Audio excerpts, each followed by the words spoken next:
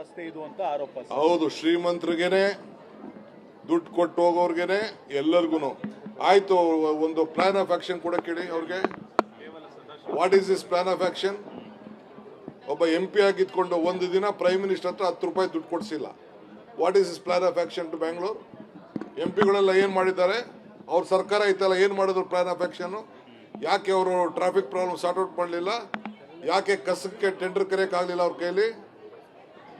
ಯಾಕೆ road widening ಮಾಡೋಕ್ಕಾಗಿಲ್ಲ? ಯಾಕೆ ಫ್ಲೈಓವರ್ ಮಾಡೋಕ್ಕಾಗಿಲ್ಲ?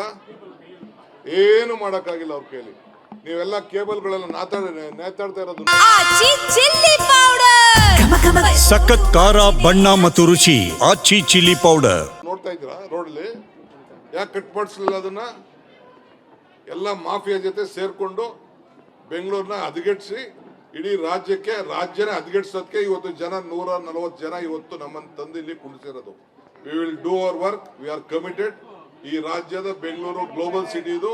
ಈ ಗ್ಲೋಬಲ್ ಸಿಟಿನ ಕಾಪಾಡಕ್ಕೆ ಏನ್ ಬೇಕೋ ನಾವು ಮಾಡೇ ಮಾಡ್ತೀವಿ.